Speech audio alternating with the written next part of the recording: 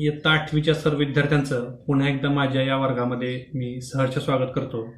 आज आपण अँड्रोक्लियस and the lion या पाठाचा दुसरा भाग, ॲक्च्युली तिसरा भाग आहे. पहिल्या भागामध्ये आपण चिटचॅट बघितलं होतं. त्यानंतर त्या पाठाखालील अवघड शब्द व जे शब्द तुमच्यासाठी नवीन आहेत ते आपण बघून घेतले, ते लिहून घेतले असतीलच तुम्ही. यानंतर आता आपण या आपल्या माय इंग्लिश बुक स्टँडर्ड 8 याच्यामधला जो पाठ आहे, जो आपण बघणार आहे अँड्रोक्लियस अँड द लायन, या पाठाचं आपण पूर्ण वाचन इंग्रजीमधून सुरुवातीला मी करून देतोय. शब्दांचे अर्थ मी तुम्हाला अगोदर दिलेलेच आहेत. या ठिकाणी मी तुम्हाला स्पष्टीकरण कोणतेही वाचन करताना देणार नाही. संपूर्ण पाठाचं वाचन होईल आणि त्यानंतर त्याचं पूर्ण स्पष्टीकरण मराठीमधून मी तुम्हाला समजून सांगेन.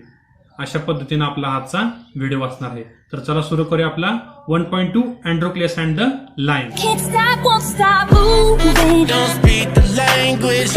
Music, Don't need explaining. I know that in the morning now it's gonna be alright. I keep grooving. Do I have to tell you? This music It's beautiful too. All I really need to understand is I'll be alright. Androcles and the Lion. Long, long ago, there lived a kind, gentle, and courteous man called Androcles. But he had a very cruel master. In those days, kings, nobles, and other wealthy men used the poor people as their slaves. Androcles was a slave. The slaves were forced to work for their masters. They had to do what their masters told them. They had no freedom, no rights. Even when they were unhappy with their masters, they could not leave him. They were bound by law to obey their master, however wicked he might be. Androcles did not like this. Did not like his heartless, wicked master. His master starved his slaves and often whipped him. Androcles felt that even death was better than serving such a master. He kept looking out for a good opportunity, and the first chance he got, he escaped from the clutches of his cruel master. Now, although Androcles had thus run away, he was not a coward. He took shelter in a forest. He was not afraid of the wild beasts that roamed the forest. He did not mind that he had no roof over his head. He was happy that he was free as a bird to go wherever he wished. One day, as he was wandering in the forest, he suddenly came face to face with a lion. His first reaction was turn and flee, but then he saw that the lion had not moved on seeing him. It neither growled nor roared. In fact, I looked at him piteously as if it was in great pain. Androcles paused, then he moved very cautiously towards the lion, step by step. The lion moaned and whimpered, "Please help me," its eyes seemed to say. When Androcles drew near, the lion lowered its head and began to lick its paw. Then Androcles saw that the lion's paw was wounded, sore and swollen. On a closer look, Androcles noticed that a big thorn had pierced one of the lion's toes. So this is the cause of the lion's distress. Thought Androcles. Summoning up all the courage, Androcles stretched his hand slowly towards the injured paw. He was afraid that the lion would attack him if he touched its swollen paw, but the lion seemed to understand his good intention. Androcles took the paw in his left hand. Deftly he pulled out the thorn, then tearing a piece of his own clothing, the kind man bound up the lion's injured paw. To his surprise and wonder, the lion then licked his arm as if to show gratitude. Androcles remained with the lion till it could walk again. He would hunt in the forest and share his food with the helpless beasts. Every day he would clean and dress the lion's wound.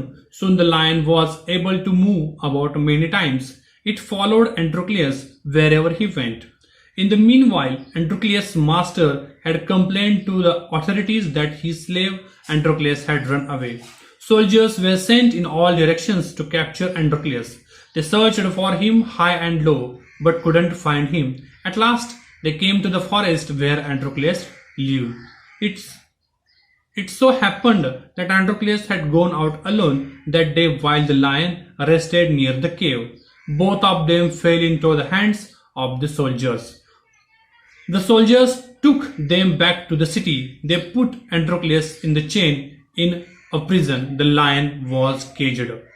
In those days, people who were found to be guilty of a serious crime were fed to wild beasts and punishment. Running away from one's master was a very serious crime at that time.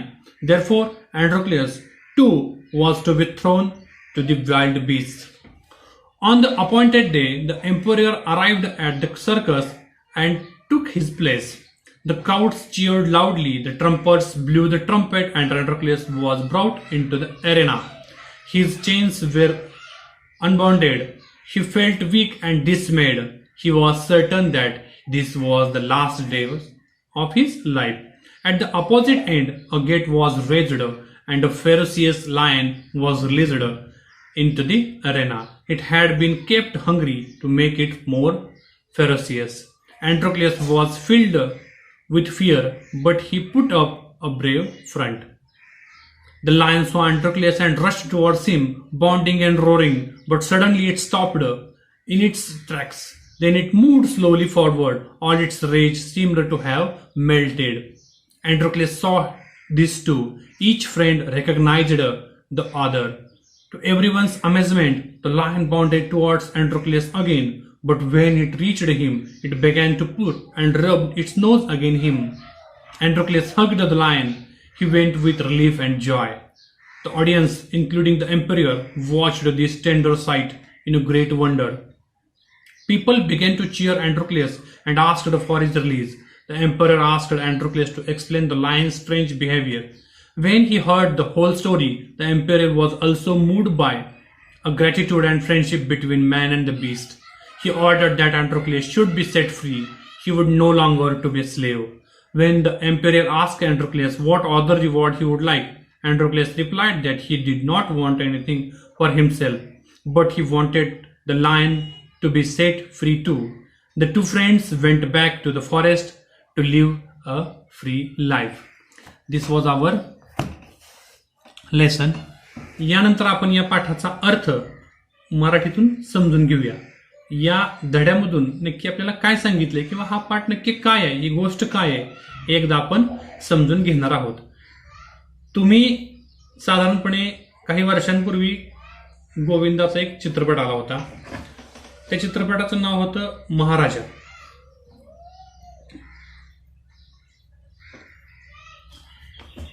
तो चित्रपट जर तुम्ही बघितला असेल तर तुम्हाला या गोष्टीचा थोडाफार अंदाज आला असेल. त्या सिनेमामध्ये देखील अशीच एक गोष्ट दाखवली आहे की लहानपणीचा गोविंदा एकदा जंगलामध्ये अडकला असतो आणि तेव्हा त्याच्या सोबत वडिलांसोबत जाताना त्याच्या काही 2 सिंह दाखवले. त्या 2 सिंहांच्या पायांना जखम झालेली आहे. तो सिनेमा या गोष्टीवरून घेतला असेल असा माझा अंदाज आहे, कारण की गोष्ट जुनी आहे, युरोप खंडामध्ये घडलेली गोष्ट आहे. आणि तो जेव्हा गोविंदा शेवटच्या क्षणी तो सिंहासमोर फेकला जातो तेव्हा त्या सिंहांना आठवतं की लहानपणी आपल्याला देखील या व्यक्तीने, ह्या मुलानं आपल्याला वाचवलं होतं आणि ते सिंह त्याच्यासमोर देखील असंच नतमस्तक होतात, त्याच्या पायाला चाटायला सुरुवात करतात. ही साधारण अशीच एक गोष्ट आहे. आपण ती गोष्ट आता या ठिकाणी काय सांगितलंय ते एकदा समजून घेऊयात. युरोप खंडामध्ये फार पूर्वी अशी पद्धत होती की श्रीमंत लोकांना आणि मोठमोठ्या लोकांना आपल्या घरामध्ये गुलाम म्हणून व्यक्तींना ठेवण्याची परवानगी होती. आता गुलाम म्हणजे काय, तर त्या व्यक्तीला कोणत्याही पद्धतीचा अधिकार नाही, कोणत्याही पद्धतीचं त्याला कायदा कानून अशी कोणतीच गोष्ट त्या व्यक्तीला लागू नाही.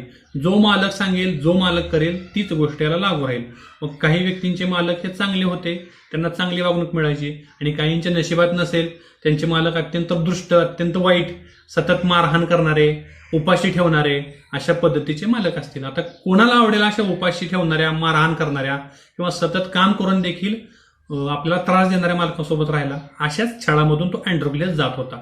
त्याचा मास्टर म्हणजे मालक देखील हा असाच क्रुएल होता. त्याला सतत मारायचा, उपाशी ठेवायचा, आणि त्याच्या डोक्यामध्ये असा विचार आला की स्टार्विंग म्हणजे भुकेने मरण्यापेक्षा इथून पळून जाऊ आणि आपलं बाहेर काय व्हायचं ते हो.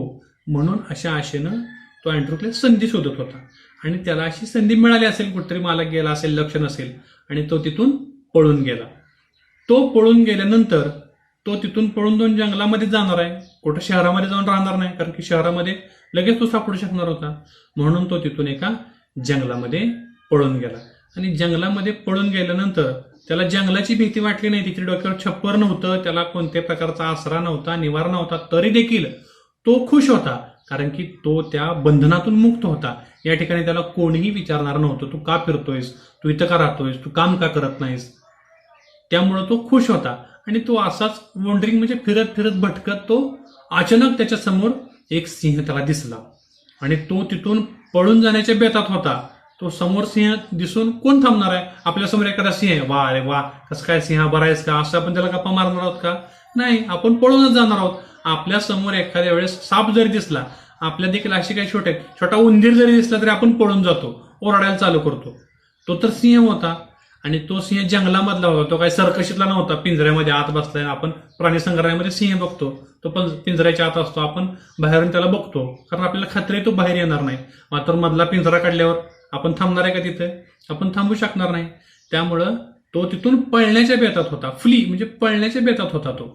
परंतु त्याच्या गोष्टी एक लक्षात आली की आपल्याला तो बघून देखील त्यानं काहीच केलं नाही. तो एकदम शांत बसलेला आहे, तो गुरगुरला नाही, त्यानं आपल्या अंगावर झडप घातली नाही किंवा आपला पाठलाग केला नाही. त्याच्या असं लक्षात आलं की या सिंहाला काहीतरी त्रास आहे, हा सिंह कोणत्या तरी अडचणीत आहे. म्हणून तो सावकाश त्याच्याकडे पावलं टाकू लागला. आता बघा, हे करून सुद्धा धाडसाचंच काम आहे. आपण असतो तर पळून गेलो असतो, काय करायचं आपल्याला, आला नाही ना आपल्या पाठीमागं, आपल्या आपण निघून जाऊ म्हणून. मात्र त्यानं तसा विचार केला नाही. त्यानं त्या सिंहाची काहीतरी अडचण होती हे ओळखलं आणि म्हणून तो त्याच्याकडे सावकाश पावलं टाकत जाऊ लागला. सिंह देखील त्याच्या येण्यामुळे त्याला सिंहाला देखील बरं वाटलं. तो त्याच्याकडे मायेनं बघू लागला, त्याच्याकडे कृतज्ञतेनं बघू लागला की मला मदतीची गरज आहे, असं त्याच्या डोळ्यातून दिसत होतं. प्लीज हेल्प मी असं एक वाक्य आहे, तो सिंह म्हटलेलं नाही, ऍक्च्युली त्या सिंहाच्या डोळ्यामधून दिसत होतं की मला मदतीची गरज आहे. तो सावकाश त्याच्या जवळ गेल्यावर त्याच्या असं लक्षात आलं की या सिंहाच्या टाचेमध्ये काटा बसलाय, पंजामध्ये, आणि हा काटा बसल्यामुळे त्याचा जो पाय आहे तो सुजलाय आणि त्याला कोणत्याही प्रकारची हालचाल करता येत नाही, त्याला तिथून हलता येत नाही. तर त्या ठिकाणी बसून आहे. त्यानं सावकाशपणे समोर जाऊन त्या सिंहानं देखील तो जवळ गेल्यावर त्यानं आपली खाली मान झुकवली आणि त्याच्या पायाला तो चाटू लागला, म्हणजे मला मदत कर, कृपया मला मदत कर, अशा त्या भावनेतून त्या सिंहानं त्याच्याशी वागणूक दिली. त्यानंतर त्या अँड्रोक्लियसने त्याच्या पायातला काटा सावकाश काढला. त्याची जी काही बळबळणारी जखम होती किंवा त्याला त्या काटा घुसल्यामुळे जी काही सुजलेला पाय होता त्याच्यावर त्यानं फडकं बांधलं, त्याच्या जखमेची व्यवस्थित मलमपट्टी केली, स्वच्छ केली आणि तो तिथून निघून जाऊ लागला.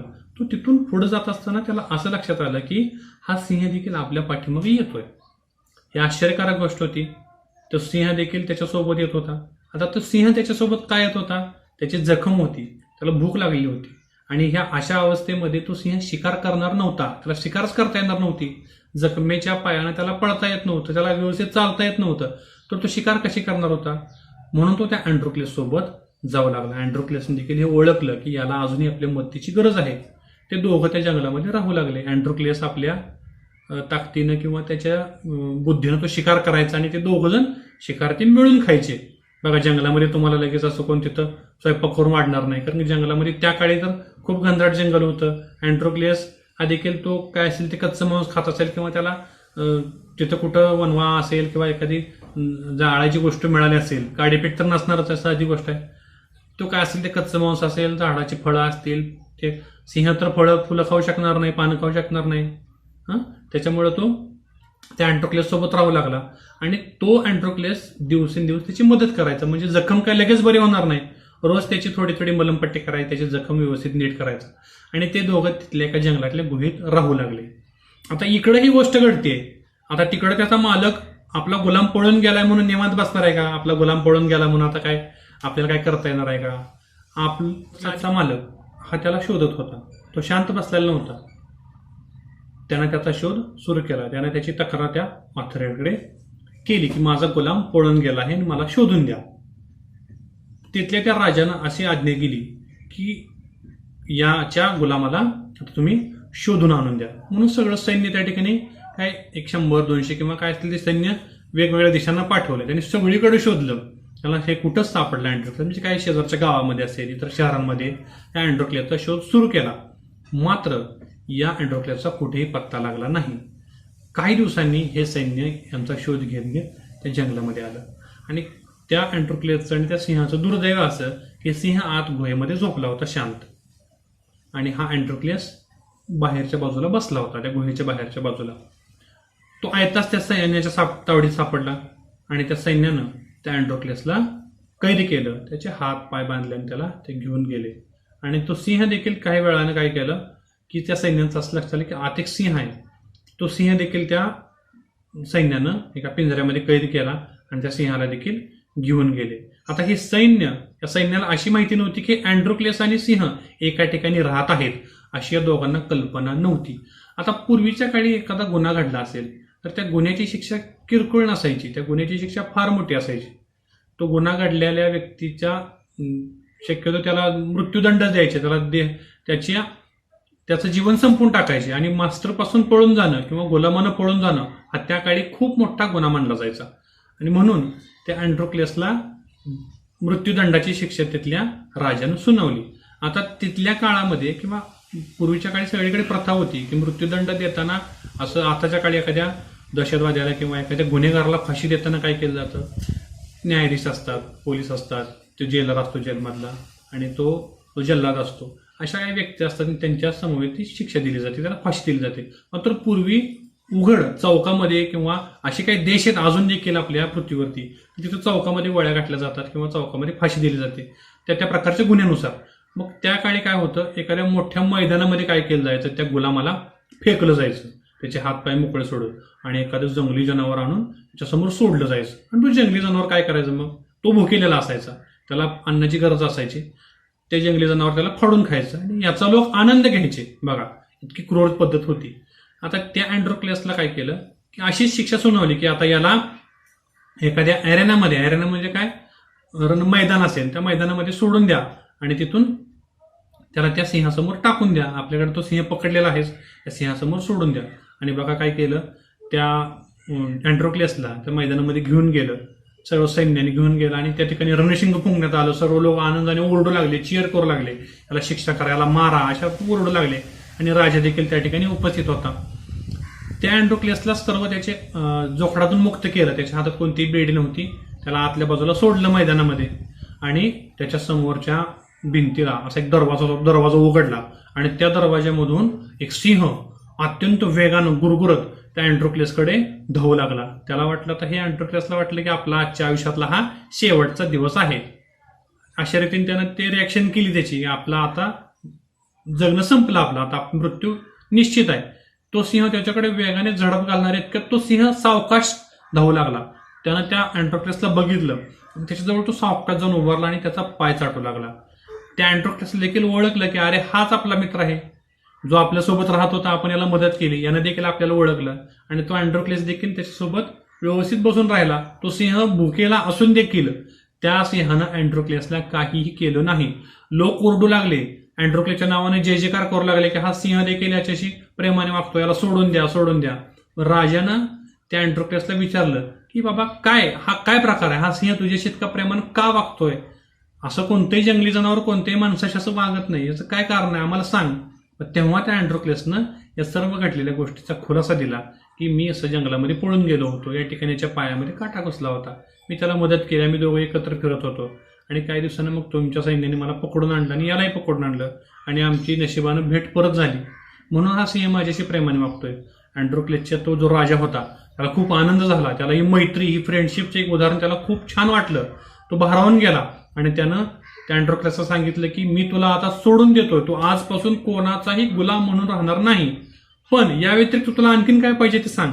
तेव्हा त्या अँड्रोक्लेसनं सांगितलं की मला काय नको, पर्सनली मला कोणतीही गोष्ट नको, फक्त एकच माझी विनंती आहे की या सिंहाला तुम्ही सोडून द्यायला सर्कशीमध्ये किंवा इतर कोणत्याही व्यक्तीकडे सोपवू नका.